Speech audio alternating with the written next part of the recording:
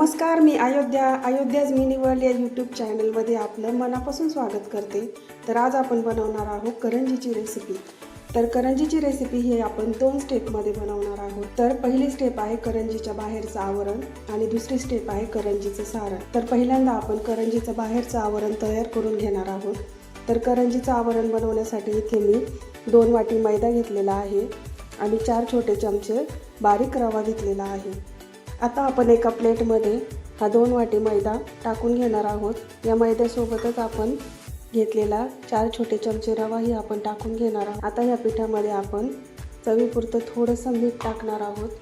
आता या पिठामध्ये आपण कडकडीत असं 2 चमचे तुपाचं मोहन घालून घेणार आहोत। तुपाचं मोहन घातल्यामुळे आपली करंजी ही छान खुसखुशीत व्हायला मदत होते।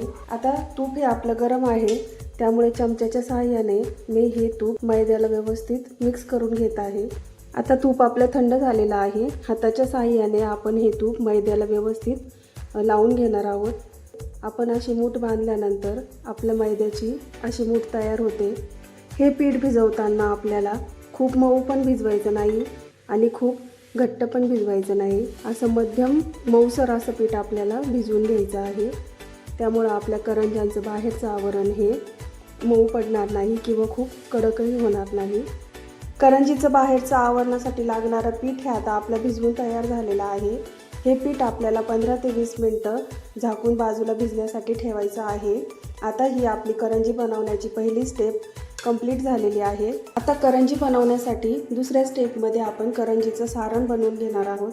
तर करंजीचं सारण बनवण्यासाठी इथे मी 1 वाटी बारीक रवा, ज्याला चिरोटी रवा असंही म्हणतात, 1 वाटी किसून घेतलेलं खोबरं आणि काजू बदाम हे मी मिक्सरला 1 पल्स करून घेतलेला आहे, वेलची पावडर आणि खसखस। तर आता आपण सारण तयार करून घेऊ। आता करंजीचं सारण बनवण्यासाठी सर्वात पहिल्यांदा आपण खसखस ही कोरडीच कढईमध्ये लालसर रंगावर भाजून घेणार आहोत। खसखस आता आपली भाजून झालेली आहे, ती आता आपण काढून घेऊ।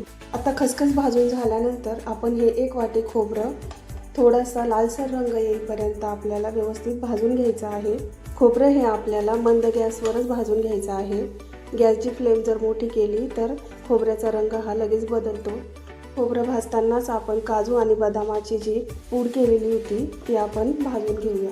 काजू आणि बदाम हे आपण खोबऱ्यासोबतच थोडेसे लालसर कलरवर भाजून घेतले आहे। आता खोबऱ्याचा कलर हा लालसर झाला आहे।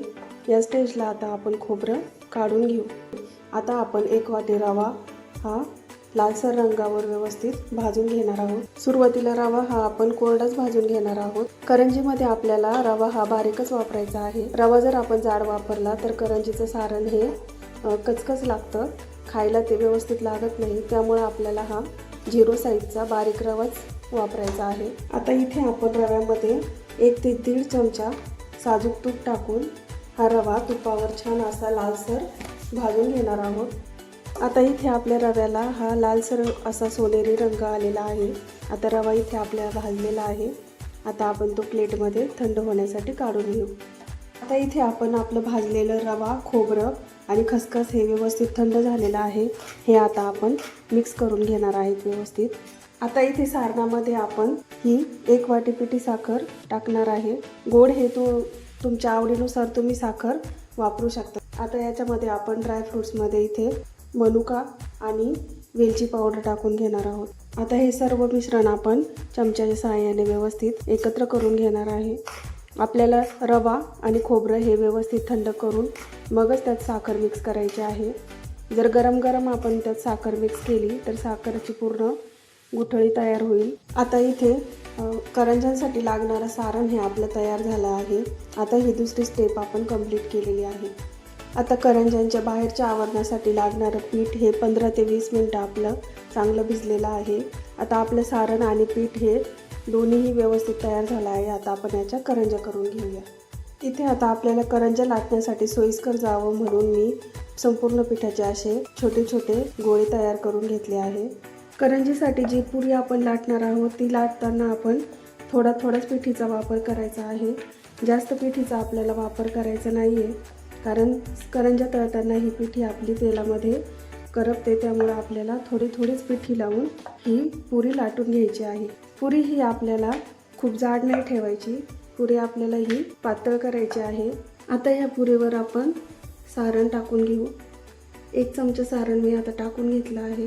हे जे कडेला सारण गेलेलं आहे ते आपण हाताच्या सहाय्याने व्यवस्थित आतमध्ये सेंटरला घेऊया। आता कडेने लावण्यासाठी मी इथे दूध आणि पाणी हे एकत्र करून हे मिश्रण घेतले आहे।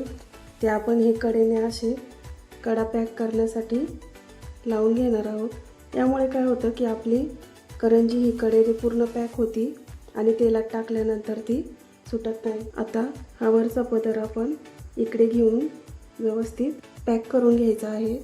हाताने दाबताना आपण एकदम हलक्या हाताने हे दाबून घ्यायचं आहे, जेणेकरून आपली करंजी ही व्यवस्थित पॅक होईल आणि ती तेलात गेल्यानंतर आतलं सारण हे सुटणार नाही।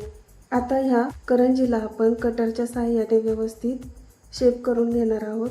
जर कटर नसेल तर तुम्ही चाकूच्या साहाय्यानेही याला शेप देऊन घेऊ शकता। बघा, करंजी ही आता आपली छान शेपमध्ये तयार झाली आहे। हे बघा, करंजी ही व्यवस्थित अशी सगळ्या बाजूंनी पॅक पण झालेली आहे। आता अशाच प्रकारे आपण सर्व करंज्या ह्या तयार करून घेणार आहे। करंज्या ह्या बनवल्यानंतर त्या झाकून ठेवायच्या आहे। करंज्या ह्या उघड्या नाही ठेवायच्या, त्या जर सुकल्या तर आपण जेव्हा तेलात टाकतो त्यावेळेस त्या फुटू शकतात। आता इथे आपल्या सर्व करंज्या ह्या तयार करून झाल्या आहे। सर्व करंज्या लाटून होईपर्यंत मी करंज्या ह्या झाकून ठेवल्या होत्या, ज्यामुळे करंज्या ह्या अजिबात कडक झालेल्या नाहीत। आता ह्या करंज्या आपण तळून घेणार आहोत।